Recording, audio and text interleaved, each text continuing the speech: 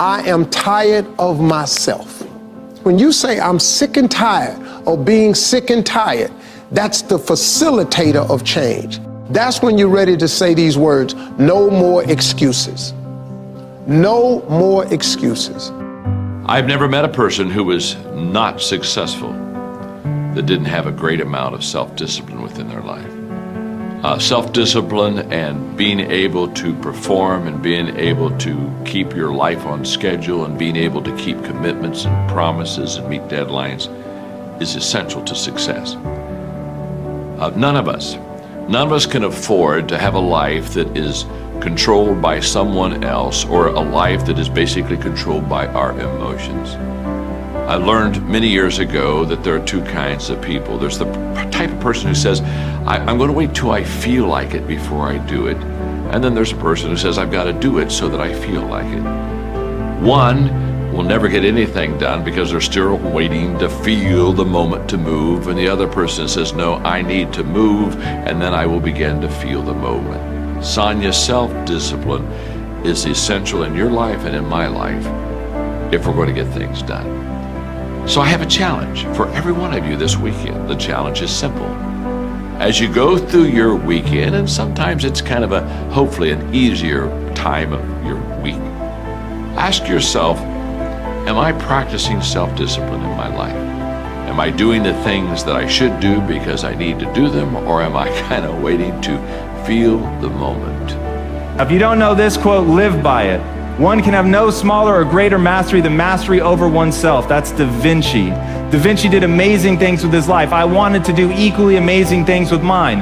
And if that's the game that we're playing, if I can construct my belief system, if I can choose at any moment to believe something that's more empowering than I was believing the moment before, and that will actually find its way into my actions, allow me to do things that I couldn't do the moment before, then it's like that moment in The Matrix where Neo realizes he knows Kung Fu. And that's like, as funny as that is, that's how I think about life. To me, the very fundamental purpose of life is to find out how many skills I can acquire that have utility, and then put that utility to the test in service of something greater than myself. Stop comparing yourself to others. So the first thing you do is stop focusing on other people. Instead, focus on being the best version of you that you can. Then you'll recognize that you deserve to sit at the big table with everybody else after you become the best that you can be. Now, once you've accepted that you have as much right to success and much right to succeed as anybody else, the next step is learning how to talk the talk. You have to get fluent in the language of success so you speak it with ease. Surround yourself with people who've accomplished their dreams and immerse yourself in the culture of achievement. The ideal situation for a man or woman to die is to have family members praying with them as they cross over. He said, but imagine, if you will, being on your deathbed and standing around your bed, the ghost of the dreams, the ideas, the abilities, the talents given to you by life, and that you, for whatever reason, you never went after that dream. You never acted on those ideas. You never used those talents. You never used those gifts. And there they are standing around your bed, looking at you with large, angry eyes, saying, we came to you, and only you could have given us life. And now we must die with you forever.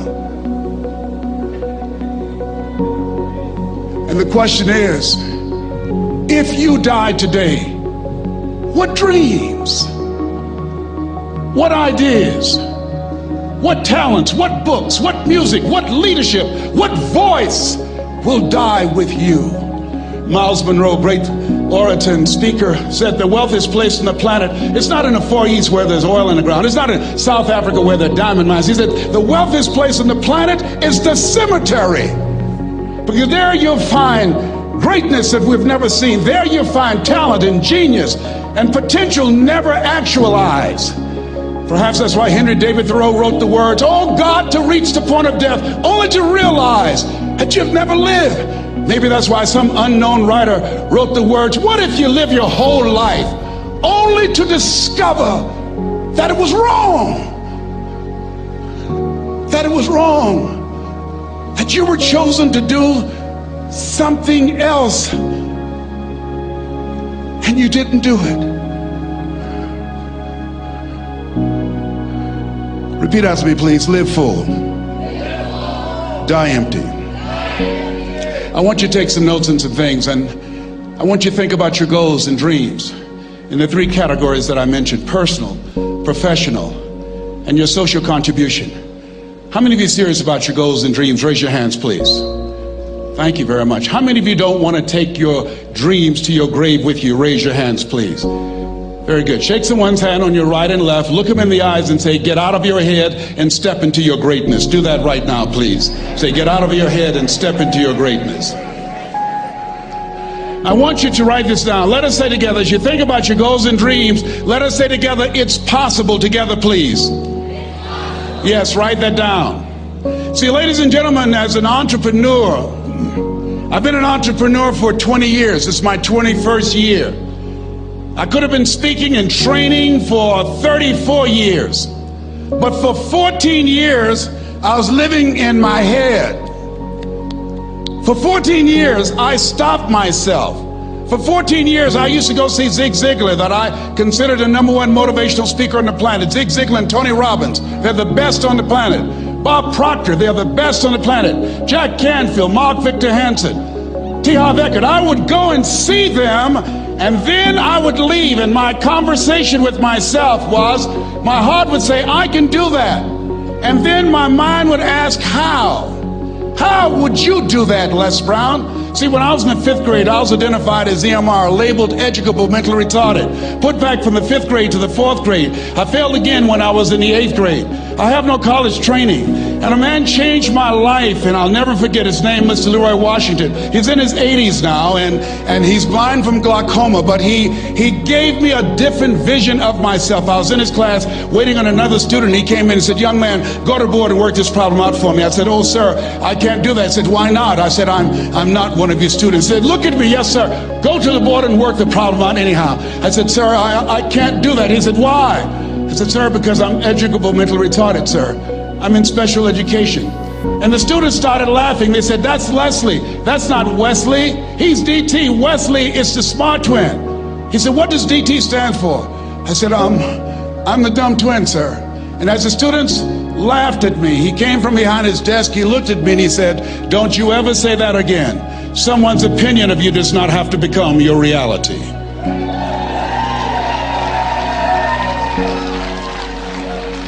On one hand, I was humiliated, but on the other hand, I was liberated, because he looked at me with the eyes of Goethe, who said, "Look at a man the way that he is, he only becomes worse.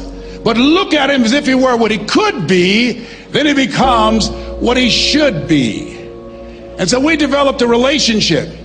And one of the things that I can just tell you as you think about your goals and dreams, all of us can say in a spirit of integrity that it's possible. That if anybody at any point in time lived their dream, then it's possible that I can live mine.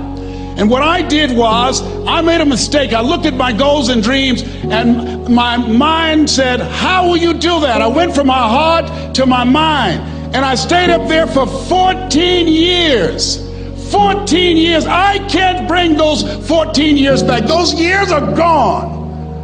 And I've made a mission in my life to help people to stop putting it off and procrastinating. How many ever thought about something you wanted to do and you procrastinated, you talked yourself out of it? Raise your hand, please.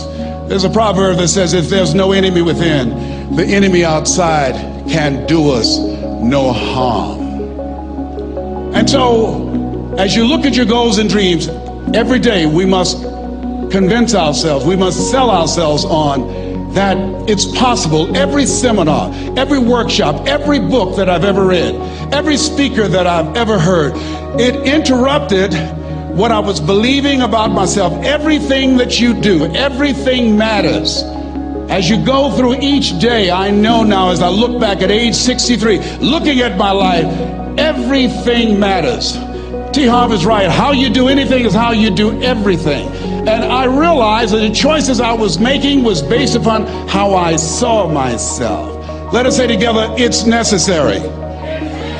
Write that down. It's necessary as you look at your goals and your dreams, it's necessary that you have a strategy and a game plan to change the story that you believe about yourself. And that's an ongoing process. I've discovered, and many people have, that what we do, what we accomplish, what we produce is a result of the story we believe about ourselves.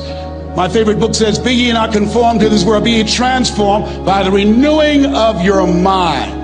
And so as I began to work on myself, I realized that I'm getting out of one story and stepping into another story. As I become aware of some things, there's still some things I'm not aware of. So I'm still growing, I'm still developing. I'm like the lady who said, "Lord, I ain't what I want to be, ain't what I'm going to be, but thank God I sure ain't what I was." But I realized that you have to work on yourself on a regular basis, and write this down, for mental mindset. For mental mindset and stamina. Because things are going to happen to you. I believe that the reason that most people go to their graves with their talents and abilities and skills in them is because of the fact, number one, many are like me. They didn't know that they didn't know and thought they knew. I thought I knew myself, and I really didn't know myself as well as I thought. I've discovered that sometimes people can take you to a place within yourself that you can't go by yourself. The other reason is I was afraid. I never worked for a major corporation. I wanted to speak for corporations. I was afraid I would be exposed because I don't have a college education. I felt inferior because of the fact that I don't have a college education. I allowed that level of fear of failure to stop me. And because I never had any experience in it, I assumed that I could not do it. I was paralyzing myself by believing and assuming the limited part of myself as opposed to believing that I had something special. You have something special. There's something you want to do. Because you don't know how to do it doesn't mean that you can't learn. I like something that I heard. You don't have to be great to get started, but you have to get started to be great. Repeat after me, please. Leap and grow your wings on the way down. See, the people that will live their dreams, the 2% that will do that, these are, and write this down, become a risk taker. They're risk takers. They don't mind failing. They don't mind making mistakes. They're willing to take life on, take life in the collar. This, God said, if you're not willing to risk, you cannot grow. And if you cannot grow, you cannot become your best. And if you cannot become your best, you can't be happy. And if you can't be happy, then what else is there? I like what Helen Keller said. She said, life is short and unpredictable. Eat the dessert first.